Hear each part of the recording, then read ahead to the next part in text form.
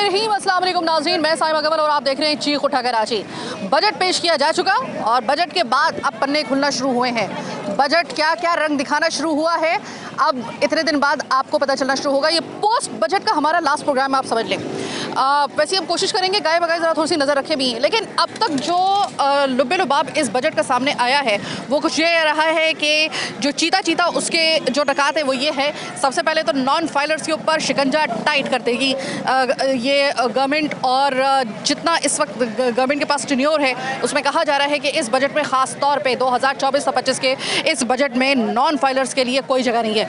आपको फाइलर बनना पड़ेगा, वरना नॉन फाइलर्स के लिए इस जगह पे आप समझ लें कि सब दरवाजे बंद कर दिए गए हैं एक तरीके से इस बजट में, ये कहा जा रहा है। टैक्स रिटर्न, इसके अलावा बहुत सारे जो टैक्सेस लगे हैं, कौन सी ऐसी चीज़ है जिस पर टैक्स नहीं लगा गया है।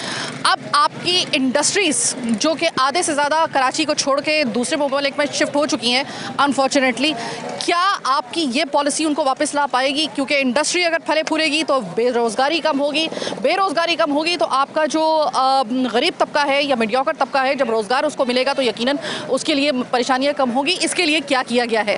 तो प्रोग्राम के आखिर में तो हम एक जो इंडस्ट्रियलिस्ट हैं हम उनसे बात करेंगे कि वो किस नज़र से ये देख रहे हैं। हमारे साथ प्रोग्राम के आखिर में तो मौजूद होंगे कामरान साहब, कामरान हबीब साहब, किसी तारुफ के मोहताज नहीं है।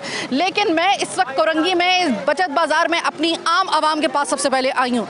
ये बजट सबसे पहले उनको खातिर में इस बजट को लेकर आ रही या नहीं आ रहे, ये बजट उनको कैसा लगा, ये बजट इनके लिए क्या खुशखबरी लेकर आया है, कौन सी बुरी खबर लेकर आया है, किस नज़र से ये बजट को देख रहे हैं। सबसे पहले तो मैं अपनी आम आवाम के पास जाऊँगी।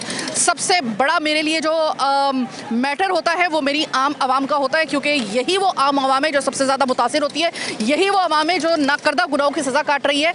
वो टैक्स जो एक हम पे वाजिब है, वो टैक्स आज आप यकीन मानिए कि जो पैदा होने वाला बच्चा, बल्कि जो पैदा अभी नहीं हुआ है वो बच्चा भी अब वो टैक्स देगा और वो कर्जा उतारेगा जो हमारे बड़ों ने लिया हुआ है।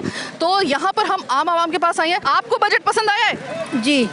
बजट सही लगा है आपको? नहीं, अभी मैं सुना नहीं है, मगर ये हाँ सुना है, बजट आ गया ना। हाँ महंगाई बजट की कोई असरात आपको नजर आ रहे हैं कुछ चीज़ों के ऊपर? नहीं, कोई भी नहीं नजर आ रहा। नहीं, कुछ नजर नहीं आ रहा। नहीं, अभी तो सब ऐसे ही है। जो सब्जी, जो यहाँ पे दाल, जो यहाँ पर सस्ता जो भी बाजार है, इसके अंदर कोई आपको नजर आ रहा है कि बजट के बाद किसी किस्म की कोई तब्दीली आई है? हाँ, थोड़ी बहुत आई है, ज़्यादा नहीं, थोड़ी बहुत नजर आ रही है। जो थोड़ी बहुत तब्दीली नजर आई है आपको? अच्छा, तो ज़रा चलते हैं। अभी मुझे एक भाई नज़र आए थे यहाँ पर और मैं उनको कह रही थी कि यार मैं उनसे बात करूँगी। वो काफ़ी देर से जो थे, वो जब मैं इंट्रो दे रही थी उससे पहले ही मैं देख रही थी कि वो खासा जो था ना वो इस बारे में बता रहे थे कि बजट जो है, आपको क्या पता असल बजट तो अब आएगा। मैं ये पूछना चाहती हूँ असल बजट वाला कब आएगा? वो बंदा ही चला गया यहाँ से। खैर, अस्सलाम वालेकुम चाचा, बजट आ गया है, बजट पसंद आया या नहीं आया? ऐसे ही है, नहीं है। बजट का कोई असर नज़र आ रहा है आपको इस वक्त बाजार में? नहीं, नज़र नहीं आ रहा। ठीक है सर, बजट पसंद आया आपको इस हुकूमत का? पहला बजट था तो अमूमन पास होता ही नहीं है, वो पास करवाया जाता है ज़बरदस्ती के। अच्छा। अब बजट कम हो या ज़्यादा हो, आवाम तो अपने खर्चे तो पूरे करेगी ना।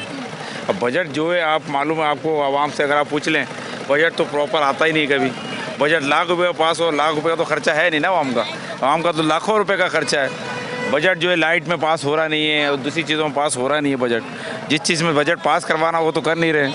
आवाम दिन ब दिन गरीब होते जा रही है, बजट जो है किसी और चीज़ के पास हो रहे हैं। जिसके अमूमन बजट पास होना चाहिए वो तो बजट पास हो नहीं रहे। मतलब ये बजट आपकी नज़र में कुछ ज़्यादा पसंद नहीं आया? किस्म का बजट पास हुआ है, बेकार बजट है। माँ जी, आप चिल्लाती हुई वहाँ से आ रही हैं कि लाइट नहीं है, बिजली की कीमत कम करो। बिजली बाकी तो भाई लाइट है नहीं, चलो कम तो गई खाक में चूल्हे में, पर वहाँ तो लाइट ही नहीं है। सारा दिन हो जाता, सारी रात परेशान होते हुए, ऐसा परेशान करा हुआ, और बिल भी भरवाते, नहीं भरो तो काट के चले जाएंगे। अच्छा ये बताइए, बजट जो आया है इसमें आपके लिए कोई बेहतर चीज़ आपको नजर आई या नहीं आई? क्या नजर आई? कुछ भी नहीं आया। क्या नजर आया है? कुछ भी नहीं, वही का वही है बेटा।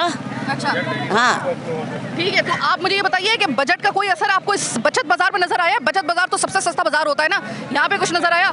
नहीं, यहाँ भी वही है, बस 10-5 रुपए का फर्क होता है। अच्छा, हाँ। क्या कहना चाहेंगे हुकूमत से? उन्होंने बजट आपकी तरफ फेंक तो दिया, वो किसी तरीके से उन्होंने बजट बना तो लिया, लेकिन बजट आपकी मंशा के मुताबिक, यानी कि आपकी मर्जी के मुताबिक नहीं बना। क्या कहेंगे हुकूमत को? तो क्या कहेंगे हुकूमत ने सत्या पीटी भी हमारे लोगों की, खून चूस रही है। बिजली वाले अलग खून चूस रहे हैं, इनका बेड़ा गर्क हो, इनका सत्यानाश हो। लाइट वालों का बिल बिल भरवाते हैं फिर काट के चले जाते हैं, ऐसा अलग अलग करा हुआ इन्होंने। आपने एक ऐसी कौम के ऊपर बजट नाजिल किया है जो आवाम बिजली तक से महरूम है, गैस तक से महरूम है, आपने उनको बजट जो है वो पेश किया है टैक्सेस से भरा हुआ। ऐसी फिर आपको अहो बका सुनाई देगी यार, आप खुद अंदाजा लगाएं और खुद आप फैसला करें कि क्या ये वाजिब नहीं हो गया इनके ऊपर ये अहो बका करना। मैं अब इस बचत बाजार के अंदर आ गई हूँ। इससे पहले भी मैं यहाँ पर प्रोग्राम करके जा चुकी हूँ जब मैं कराची की आवाज़ करा करती थी।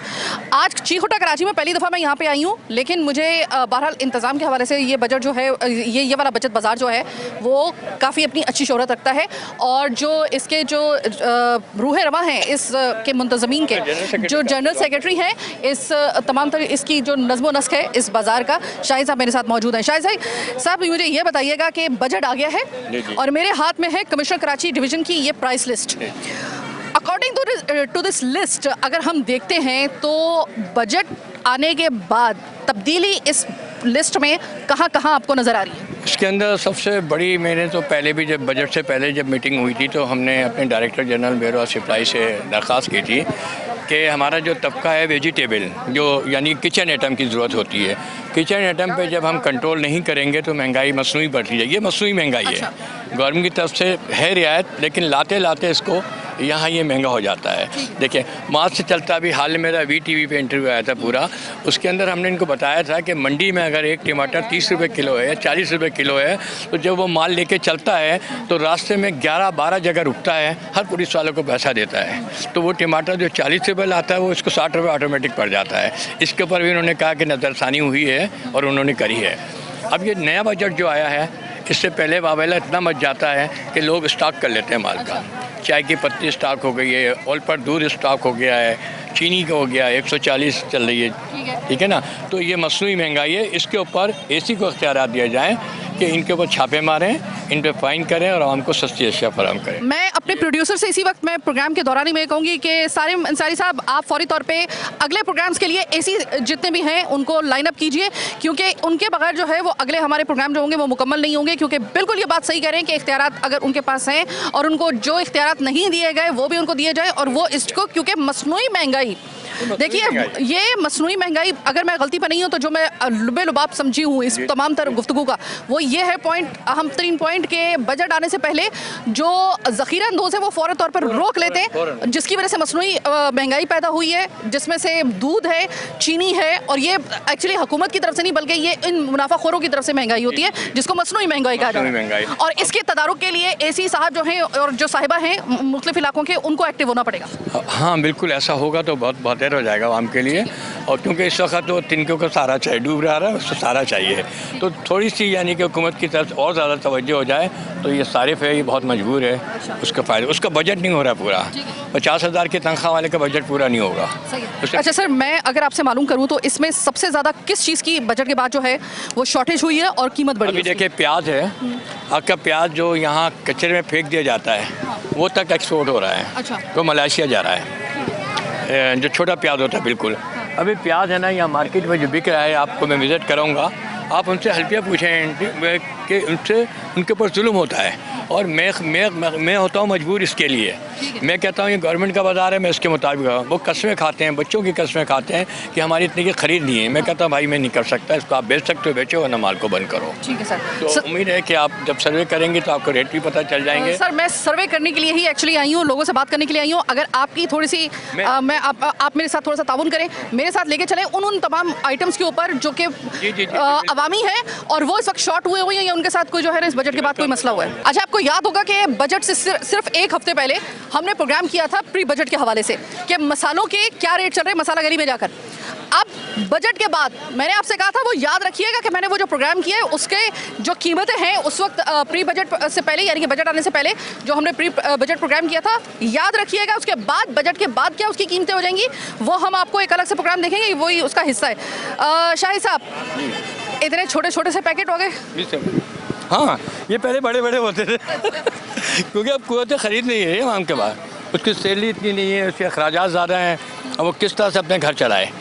तो ये है कि जैसे पंजाब में सब्सिडी मिलती है, तो मेरा पॉइंट यही था कि जैसे पंजाब को मिल रही है, जैसे सिंध गवर्नमेंट है ना, यहाँ पे भी सब्सिडी दे ताकि आवाम को सस्ती अशिया और कुछ फंडिंग हो जाए तो उससे गुजारा हो सकता है। तो ये सब्जी के सेक्शन में हम लोग आ गए हैं और ये टमाटर मतलब कुछ हरे टमाटर भी एक हैं। मिनट, जी जी। अब देखिए ये मंडी से लेके आते हैं ना, ठीक है। इसमें हरा भी है, कच्चा भी है, ये बात छाट नहीं सकते हैं। हाँ। अब इस पेटी के अंदर दागी भी है। आड़ती जो है ना, असल में आड़ती नोट कमा रहा है। आड़ती जब मंडी में मैं भी जाता हूँ, हमारे ब्यूरो ऑफ सप्लाई के अफसरान जाते हैं, ड्यूटी इंस्पेक्टर जाते हैं, वहाँ है ना ऑक्शन होता है, फौज के सामने है, फौज के सामने ऑक्शन हुआ, अपने डमी आदमी बिठा देते हैं, एक बोलता 100, 200, 300, 400, उसने स्टॉप कर दिया। उसके बाद वो मंडी बाहर जो ट्रक खड़े हुए हैं, जब यहाँ रेट बन जाते हैं, फिर वो ट्रक लेके आते हैं और उसकी कीमतें बढ़ाते रहते हैं। ठीक है ना? ऐसा ही होता है। बिल्कुल ऐसे, शायद भी बिल्कुल सही बता। यहाँ तक के कि इतनी सी छोटी प्याज होती है जो कचरे में या फेंकी जाती है, वो भी मलेशिया जा रही है। अब ये प्याज भाई क्या रेट से आपने खरीदा? हल्फिया खुदा को ये 105 रुपये किलो मंडी से मैं खरीद के लाया हूँ जी। 105 रुपये में लाए हैं एक तोल से, एक तोल यानी 100 kg की पेटी है। अब इसको ये 5 किलो कोई ले रहा है, कोई 2 किलो ले रहा है, तो वज़न भी इसका जाता है और रेट 5 रुपये कम है। जब ये रेट बना रहे हैं ना, तो उसके परसेंटेज रख दें ताकि इनका भी नुकसान नहीं हो, ग्राहक का भी नुकसान नहीं हो। हमने ऐसे हालात में हमने ये बजट बनाया। हमने बजट बनाते हुए कुछ नहीं देखा कि किस तरीके से एक आम आदमी, एक आड़ती, इसके लिए क्या मसाइल होंगे, ये किस तरीके से अपना कारोबार और अपना किचन और अपना घर गृहस्थी चलाएगी औरत। किसी ने कुछ नहीं सोचा, बस ये सोचा कि आईएमएफ का क्या इस वक्त जो है कंडीशंस हैं, आईएमएफ के मुताबिक हमें अपना वो करना है, वरना हमारे पास और कोई दूसरा रास्ता नहीं है। ये होता है कि जिस वक्त आप एक दफ़ा आईएमएफ के इस जाल में अगर फंस जाएं, ये होता है फिर आपके साथ, आप अपनी मर्जी का बजट भी सही तरीके से नहीं बना पाते। भाई बजट आया है, कुछ पसंद आया कुछ आपको ये बजट या नहीं? नहीं आया। बजट के कोई असरात आपको इस वक्त बाजार में नजर आ रहे हैं? कोई फ़र्क नहीं पड़ता भाजी, कुछ भी फ़र्क नहीं पड़ता है। अच्छा। आप रुपये की चीज़ जो है ना, वो वैसे 2 रुपये की मिलती है। बिल, बिजली के बिल इतने हैं, मकान के आदमी किराए पे रहने वाला, जो मकान किराए पे जो रह रहा है ना, उसकी ज़िंदगी अजाब बनी पड़ी है। तो अपने बच्चों को पाले या किराया दे। आपके बच्चे? मेरे 5 बच्चे हैं। आपके माशाल्लाह 5 बच्चे हैं, पढ़ रहे हैं? मैं कंपनी से आया हूँ, नहीं पढ़ाता हूँ, नहीं इतनी गुंजाइश ही नहीं। क्या से लिया? 30,000 में आपका मकान आपका अपना है? किराए का है? आप 20,000 तो देते होंगे, 15,000 देते हैं? 12,000 देता हूँ। 12,000 तो क्या 18,000 में आपका गुजारा हो जाता है? डबल काम करता हूँ अभी मैं, अभी दोबारा काम दूसरे काम पे हूँ। आपके ऊपर इंशाल्लाह ऐसे कुछ कर रहे हैं। 6 बजे कंपनी जाता हूँ। यानी कि मेरे साथ कुछ और अच्छे लोग मिल जाए इंशाल्लाह, प्रेस के लोग अच्छे मिल रहे हैं मेरे साथ, हम इंशाल्लाह सब्सिडी दिलाएंगे इन बचत बाज़ारों के अंदर गवर्नमेंट से, ताकि जो गवर्नमेंट का जो पैसा मिलेगा तो हम इन स्टॉलों वालों को देंगे। गरीब आवाम जो है ना, वो क्या चाहती है अपने लिए थोड़ी बचत। भाई जो 30,000 लेगा, कम से कम उसको 1,000-2,000 तो बचे भी चाहिए। महीना आने से पहले वो महीना पैसा ख़त्म हो जाता, वो फिर आना 200 इससे लेना, 200-300 इससे, अपना वक्त को धक्का देता है वो। शाहिद भाई, आप मुझे ये बताइएगा कि अगर आप सब्सिडी लेने की बात कर रहे हैं, सब्सिडी अगर आप सब्जियों पर और इन तमाम अशिया खुर्दरोश पे अगर ले लेते हैं, कुछ पे भी आप ले लेते हैं, तो एक 30,000 रुपये कमाने वाला ये मेरा भाई, इस तरह के जितने भी वो हैं जो किराए के मकान में रह रहे हैं, वो उनको क्या फ़र्क पड़ेगा इससे? मैंने भी आपके सामने एक सारिफ है हमारे, हाँ। मैंने कहा आपकी सैलरी कितनी है? हाँ। इन्होंने कहा 30,000 है। ठीक है। मैंने कहा मकान का किराया कितना देते हैं? कहना है 12,000 रुपये। अब 18,000 में 4 बच्चों के साथ वो कैसे गुजारा करेगा? 5 बच्चों के साथ? 5 बच्चों के साथ कैसे गुजार नहीं कर सकता है? दूध है, बीमारी है, रिश्तेदारी है, बीमारी है, यूटिलिटी बिल है, लाइट का बिल है, पहाड़ जो लोगों पे टूट रहा है वो अलग है। मैं आपको बताऊं, अभी मेरी प्रेस कॉन्फ्रेंस हुई है, मैंने वादा तौर से 4 चीज़ों का, पानी, गैस नहीं है, पानी नहीं है, बिजली नहीं है, इतने बिल हैं कि लोग कर्ज ले लेके ना बिजली के बिल अदा कर रहे हैं। जैसे ही बजट आया, साथ में बिजली की कीमतें भी बढ़ गई। बिल्कुल, पेट्रोल कम हो रहा है, बिजली की कीमतें मुसलसल बढ़ रही हैं। ये क्या बजट आपको समझ में आ रहा है? आटे की कीमत नहीं, बजट का तो कुछ समझ में नहीं आ रहा। आटे की कीमत कम हुई, डबल रोटी वही 120 रुपये की मिल रही है। नान भाइयों के पास भी अक्सर व बेशतर उनकी कम है। हाल नहीं है, उनको फर्क थोड़ी पड़ेगा, फर्क तो ग्राहक को पड़ेगा ना। हम सिर्फ एक सादा सवाल लेकर आए थे कि बजट आपको समझ आया नहीं आया। यहाँ पे आके एक नया गोरख धंधा खुल गया कि माशाल्लाह यहाँ पे आप सब्जियों की क्या आप कीमत कम करवाएंगे। यहाँ पे बेचारा जो आड़ती बेचने वाला वो अलग से अपना एक खाता लेकर बैठा हुआ है कि वो बेचारा नुकसान में आ रहा है। वो सिर्फ ये माल किसी सूरत पे सड़े ना, इसको बेचना पड़ रहा है। इस जो है वो पेमेंट देना पड़ेगी, मंडी में पेमेंट देना पड़ रही है, देना पड़ेगी, उसी रेट से देना पड़ेगा। अब ऐसे हालात में जलील होना पड़ता है। ऐसे हालात में मैं आपको बताऊं, आप मेरे ख्याल में कमिश्नर कराची जो दूध की कीमत बढ़ाई है ना, जैसे बढ़ी है और बढ़नी थी दूध की, लेकिन है ना अगर आफ्टर ईद करते तो बेहतर होता, ठीक है ना, क्योंकि 20 रुपये किलो ज़्यादा अहमियत रखता है। देखिए दूध है ना स्टॉक नहीं कर सकते हैं, पहले दूध की मीटिंग के लिए पूरे सबको बुलाया जाता था, उसी तरह का सिस्टम किया जाए तो मेरे ख्याल में बेहतर हो जाएगा। जब इनके वेजिटेबल के रेट बनते थे, इसके अंदर पूरा स्टाफ आता था, पूरा डिपार्टमेंट आता था और मजिस्ट्रेट को इख्तियार होता था कि उसको उठा के बंद कर दें, लेकिन अब वो धीरे धीरे सिस्टम कम हो गया। हजूरे वाला सरकार मोहतरम वज़ीर आज़म पाकिस्तान शहबाज शरीफ साहब, मैं सिर्फ आपसे ये कहना चाहती हूँ सर, ये मैंने आपको पूरे हालात दिखाए हैं, ये जो सब ने अपने अपने ये जो इस वक्त बर्बाद हुए हुए लोग हैं ना सर, आपने इन पे ये पैर दर पैर टैक्स लगाई हैं। मैं आपको सिर्फ ये दिखा रही हूँ, आपने IMF की कंडीशन पूरी की या कुछ भी किया, लेकिन आप यही याद रखिएगा कि एक आदमी जो 30,000 रुपये कमा रहा है, 12,000 रुपये के घर के अंदर रह रहा है, 5 बच्चों को पढ़ाने के लिए उसके पास नहीं निकल रहा है, उसका इतना सरमाया नहीं है, ये बंदा बच्चे पढ़ाई या ना पढ़ाई लेकिन टैक्स देगा, ये टैक्स देगा। वो शख्स जिसका बिजली का बिल उसकी ज़िंदगी उसको अजाब बना रहा है, उसकी ज़िंदगी, उसको बिजली मिले या ना मिले उसका भारी भरकम बिल उसको आ रही है और वो भी उसकी गुंजाइश से ज़्यादा। तो ये वो शख्स, इसके ऊपर पे दर पे टैक्स लगे हैं sir. Excuse me sir, madam मेरी आपसे दरख्वास्त है, ये लिस्ट में आते हैं कमिश्नर कराची में, ठीक है, यहाँ का अमला ब्यूरो ऑफ सप्लाई का भी होता है, ठीक है, मैं भी इसका मेंबर्स हूँ। अब आप देखेंगे यहाँ जुमा बाज़ार के रेट है ना और मार्केट के रेट, थोक मार्केट के रेट और जुमा बाज़ार के एक हुए हैं। एक मंडी से ला रहा है 1,500-2,000 किराया भी दे रहा है, यहाँ का भी किराया दे रहा है, क्वालिटी के अंदर आप ये देख लें, इसको है ना किस तरह से वो जुमा बाज़ार की प्राइस से बेचेगा। बजट के बाद आम आवाम की आपने आहवाका सुन ली, अब ज़रा जो इंडस्ट्रियलिस्ट हैं या फिर जो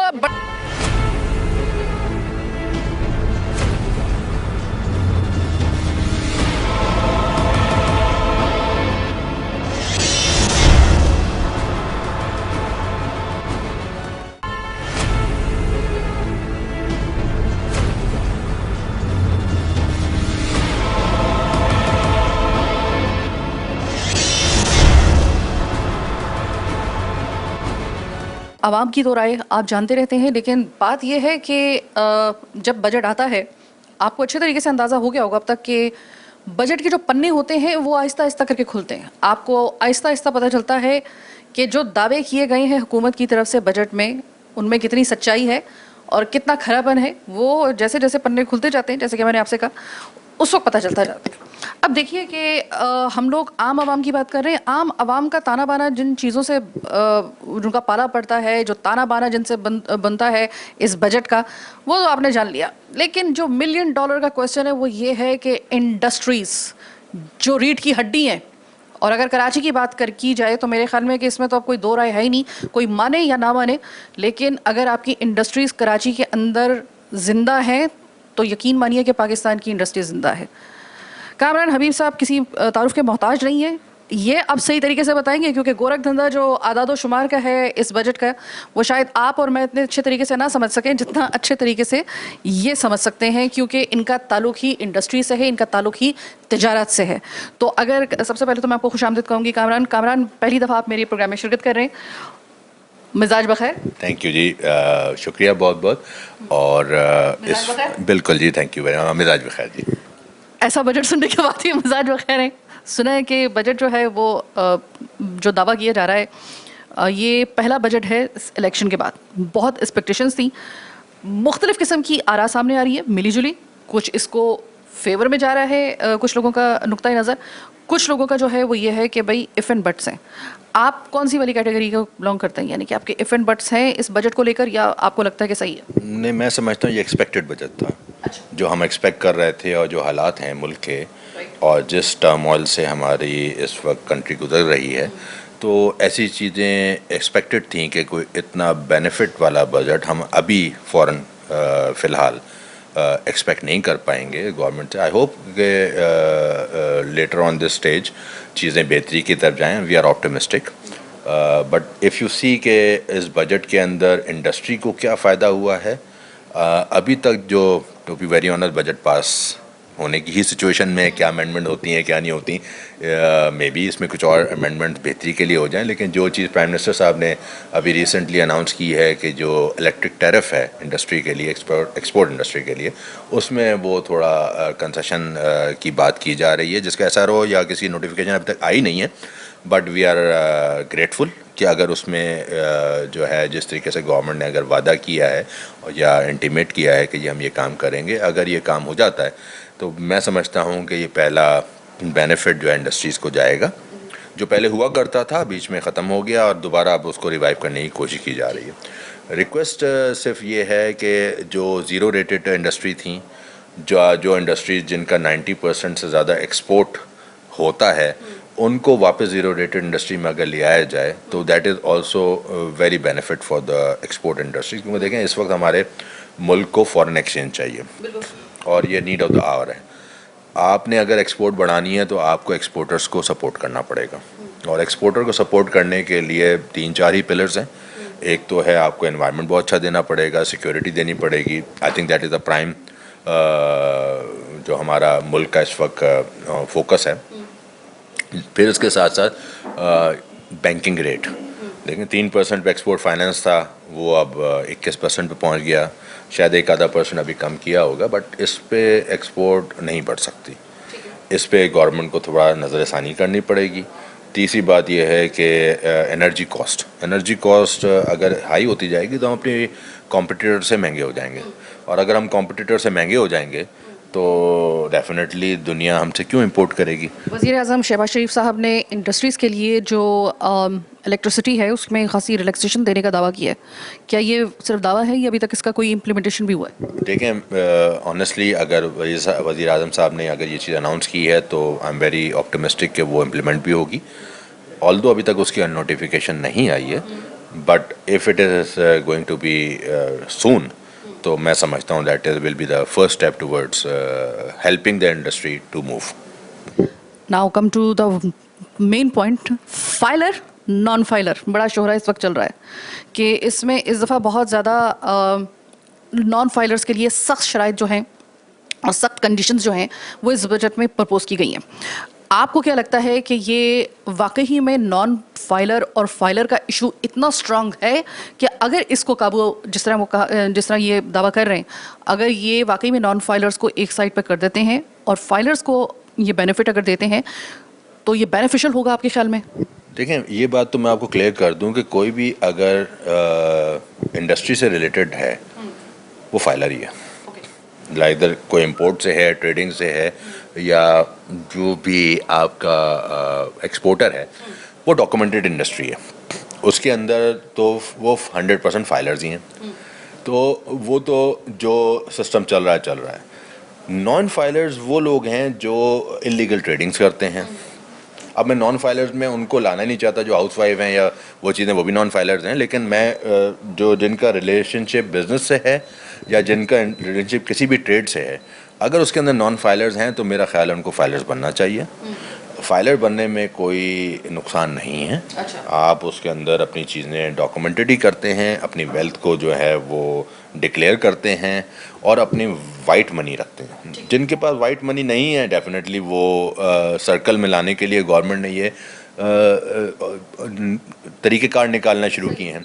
अब वो तरीक़ेकार पे डिबेट किसी के लिए फेवरेबल है, किसी के लिए अनफेवरेबल है, लेकिन मैं ये समझता हूँ कि बीइंग अ पाकिस्तानी हर बंदे को अपनी चीज़ें डिक्लेयर करनी चाहिए from the top to the bottom, और आहिस्ता आहिस्ता चीज़ें जिस तरह दुनिया ऑलरेडी मूव कर चुकी है डॉक्यूमेंटेशन पे, हमें भी आ जाना चाहिए, और this is for the cause for benefit of our country. ठीक है, सही है। अच्छा कामरान, एक और चीज़, टैक्सेस इस दफ़ा जो हैं वो जो लगाए गए हैं, आप समझते हैं कि वो वाजिब थे वो टैक्सेस, या आपको लगता है कि कुछ एक्स्ट्रा टैक्सेस लगाए गए हैं कि अगर उसको रिव्यू कर लिया जाए उस बजट को पास करने से पहले तो शायद इंडस्ट्रीज़ जो हैं और इंडस्ट्री में काम करने वालों के लिए वो ज़्यादा बेहतर हो सकता है?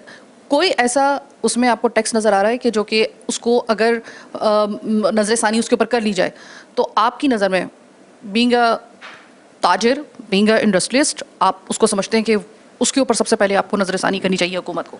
देखिए टैक्सेस के भी डिफरेंट सेगमेंट्स हैं। मैं स्टार्ट करता हूँ एक्सपोर्ट इंडस्ट्री से। एक्सपोर्ट इंडस्ट्री जो है वो 1% on their proceeds with holding tax देती थी, जो उसका फाइनल टैक्स हो जाया करता था। उसको इस बजट में प्रपोज़ किया गया है चेंज करने के लिए। मैं समझता हूँ इसके ऊपर डिफरेंट इंडस्ट्रीज ने, लेदर ने, टेक्सटाइल ने, फेडरेशन की तरफ से अपनी आवाज़ उठाई है। देखें, ईज़ ऑफ बिज़नेस चाहिए। आप ईज़ ऑफ बिज़नेस रखेंगे तो चीज़ें डेवलप होंगी। एक तो जो कंस्ट्रेंट हैं एक्सपोर्ट इंडस्ट्रीज़ के, वो तो मैंने आपको बता दिया। उसके लिए ऑलरेडी आवाज़ उन्होंने उठा दी है डिफरेंट फोरम्स पे। वो प्राइम मिनिस्टर साहब को या मिनिस्ट्री ऑफ कॉमर्स या मिनिस्ट्री ऑफ फाइनेंस को लेटर भी लिख चुके हैं। ऑल्दो गवर्नमेंट जो उसके ऊपर डिसीजन लेगी which will be acceptable for everyone, but ये एक चीज़ एक सेगमेंट ने ऑलरेडी स्टार्ट कर दिया है।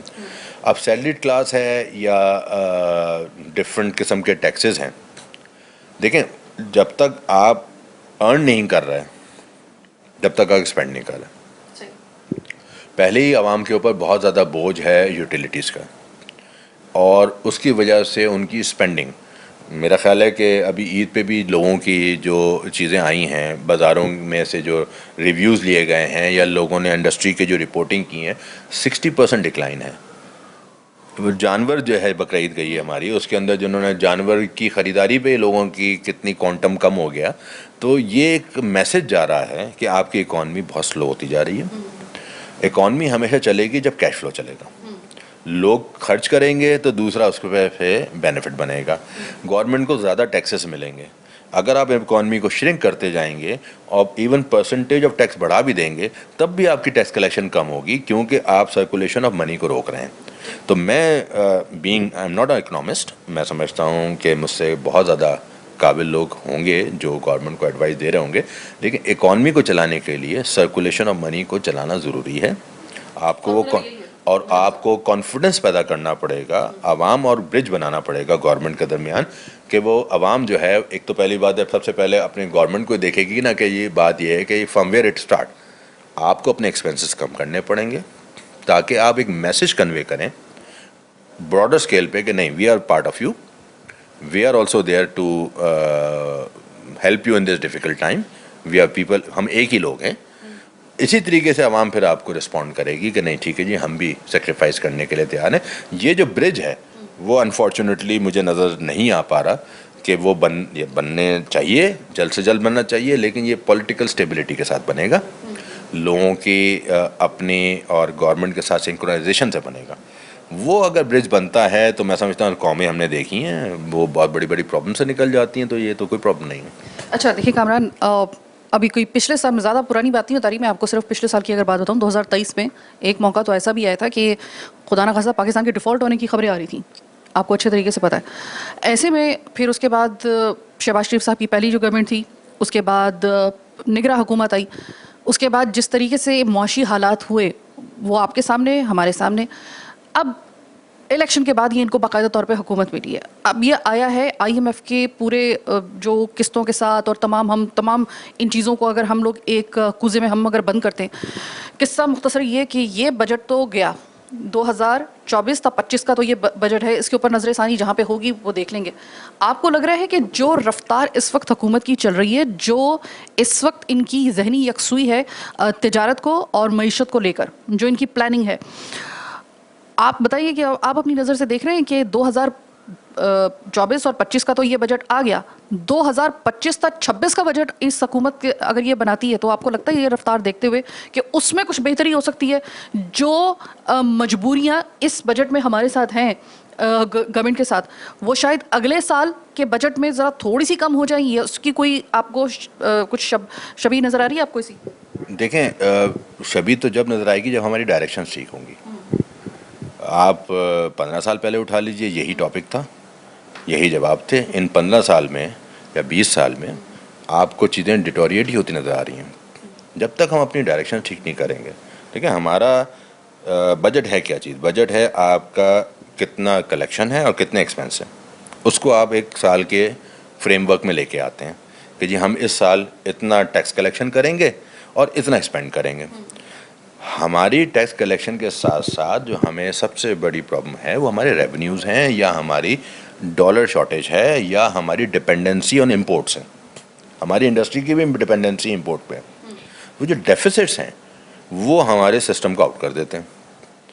कलेक्शन ऑफ अगर आप देखे जाएं, टैक्सेस तो हर साल बढ़ते जा रहे हैं, ऐसा नहीं हो रहा कि कलेक्शन कम हो रही है।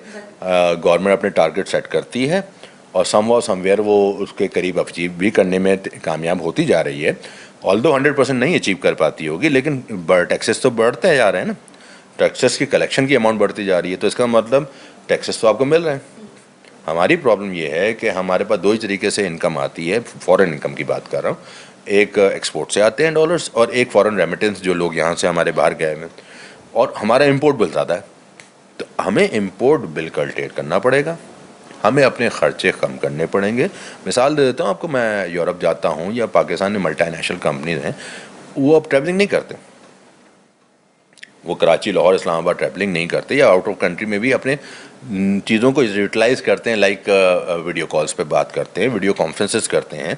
इस तरीके से मल्टीनेशनल कंपनीज उन्होंने अपने आप को कर्टेल किया। तो मैं एडवाइस करूंगा कि गवर्नमेंट भी एक फार्मूला अप्लाई करे ताकि वो अपने एक्सपेंसेस कम करे, गैर ज़रूरी अखराजात को कम करे, साथ के साथ जो उनके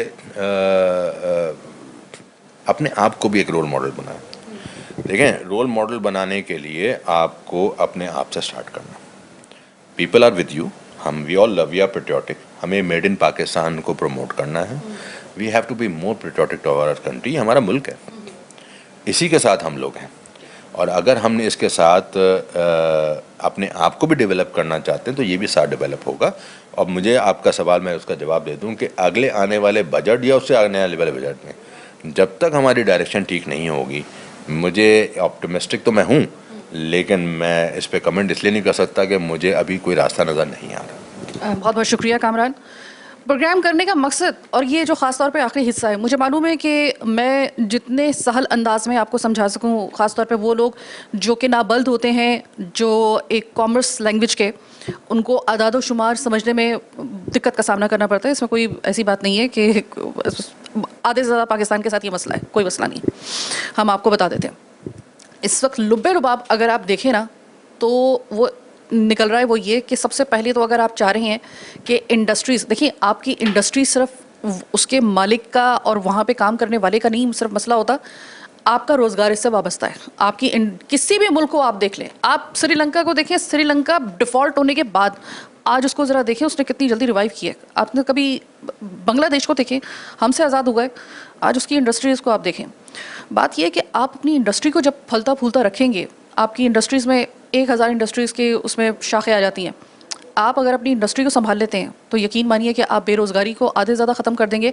और आपका अगर बेरोज़गारी का और आपका ये जो अगर इंडस्ट्री अगर फलती फूलती है तो यकीन मानिए कि ज़्यादा ज़्यादा आपको 2 साल आपको और वेट करना पड़ेगा। ये मेरी ऑब्जर्वेशन हो सकती है, आई माइट बी रॉन्ग, लेकिन एक ऑब्जर्वेशन के मुताबिक अगर आपने अपनी इंडस्ट्रीज़ को नाराज़ कर दिया तो याद रखिएगा कि एक वक्त ऐसा भी आया था कि पाकिस्तान और बिलखुसूस कराची से आधी से ज़्यादा इंडस्ट्री उठ के तंजानिया में और बांग्लादेश में चली गई थी।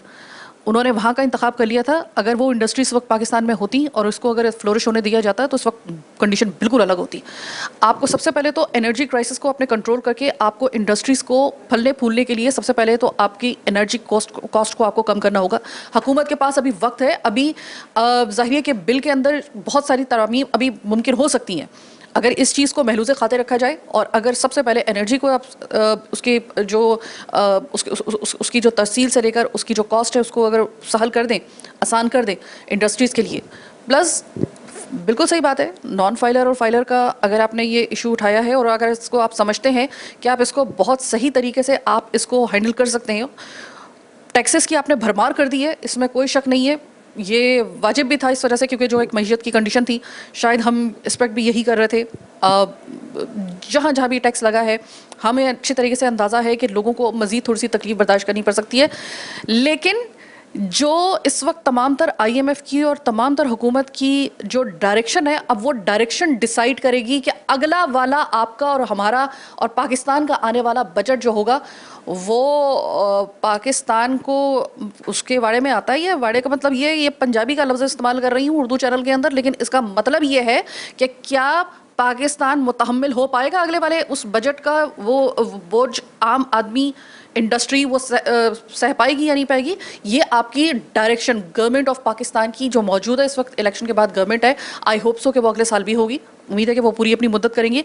तो आपको वो डायरेक्शन अपनी सबसे पहले आपको उसका तयन सही बुनियादों पर सही सिमतों पर करना पड़ेगा, वरना याद रखिएगा इस बजट को तो जैसे तैसे करके लोग इफ एंड बट्स के साथ जिस तरह कबूल कर रहे हैं इन हालात को देखकर, लेकिन अगर अगला बजट भी इसी किस्म का अगर आया या उसमें भी इफ एंड बट्स हुए और उसमें कोई रिलैक्सेशन अगर नहीं दी गई, तो ये याद रखिएगा कि एक दफ़ा फिर से मायूसी के जो बादल हैं वो पूरे मुल्क, अवाम और सबको लेंगे अपने लपेट में और फिर डीरेल होगा सारा का सारा सिस्टम। खुदा ना खास्ता ऐसे हालात पैदा होने से पहले अभी भी वक्त है।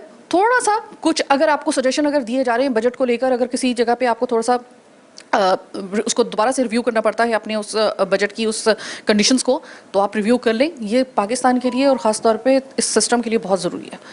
आम आदमी अगर उसको बेनिफिट मिलता है और अगर जैसे कि पेट्रोल सस्ता हो रहा है, बहुत अच्छी बात है। हम आपको इस बात के ऊपर मेरे ख्याल में कि 2 से 3 प्रोग्राम हम आपको आपके शुक्रिया के लिए हम अदा कर चुके हैं अपने प्रोग्राम्स में, और हम चाहते हैं कि ये सिलसिला जारी रहे। अगर आप इसी तरीके से आवाम को आहिस्ता आहिस्ता उनको रिलीफ देना शुरू करेंगे तो यकीन करिए कि आवाम जब सुकून में आएगी, इंडस्ट्री सुकून में आएगी, तो पाकिस्तान सुकून में आएगा, मईशत सुकून में आ जाएगी। बहुत पहले नुकसान हो चुका है, मज़ीद नुकसान से बचाने के लिए डायरेक्शन अपनी सही सिमत की तरफ आपको उसका तयन करना पड़ेगा। फिलवक्त आज के प्रोग्राम से मुझे मेरी टीम के साथ दीजिए इजाज़त। अल्लाह ने के बाद।